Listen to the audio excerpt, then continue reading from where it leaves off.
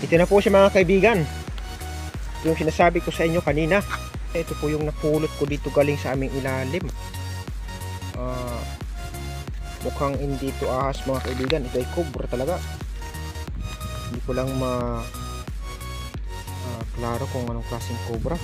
Or siya ba ay Philippine cobra or king cobra.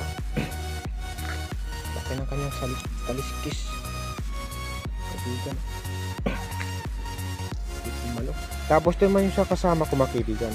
Ito ay mamasa-masa pa. Sabi niya mayroon pa po daw po itong dugo. Ibig sabihin nagbabalat lang ho yun.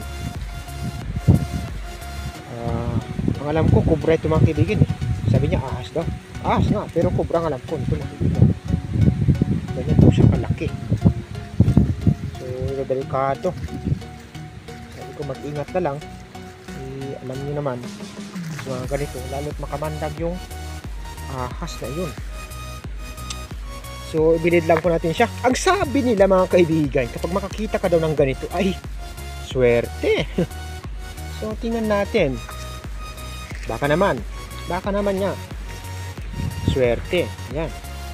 So naano na ho siya mga kaibigan, natuyo na, nagkupis na.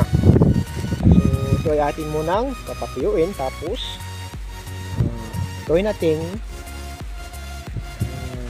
anong tawag dito, remembrance. Yan sa cobra na yun na malaki.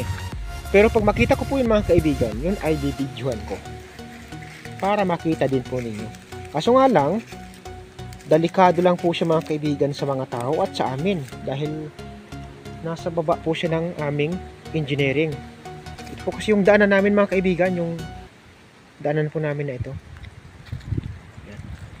So puntahan po natin yung kanyang sinasabi ng kasama ko na laging pinupuntahan ng cobra. Baka maisahan tayo dito. Dito po kasi kami mga kaibigan dumadaan. Dito ko po kami mga kaibigan nakita yung balat po kanina yung natira. Tapos yung sinasabi ng kasama ko doon daw po pumunta yung cobra na sinasabi. Sabi niya sa akin. Laban-laban. Kasi may daanan po kasi doon mga kaibigan. Ito po si Tom Cruise sa taas mga kaibigan. Gusto din niyang sumali. Ayan. So itong sinasabi ko mga kaibigan na gulong. Baka nandyan po kasi sa loob ng gulong or nandoon sa Enbornal. Kasi kanal ho ang ilalim na yan. Pwede din po sa mga kaibigan dito. Ang ilalim kasi nito may guang. Tapos may bitak dito sa taas. Ito naman po yung aming pinakapuging maintenance. Saka yung nakita namin yung ahas yan may balbas.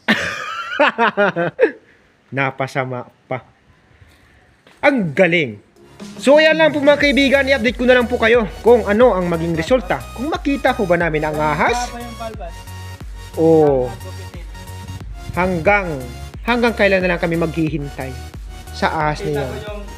Makita ko yung halaga niya, talaga di ko na pagkakawalan. Ayan. So hanggang dito na mga kaibigan. Thank you so much po. Bye bye you.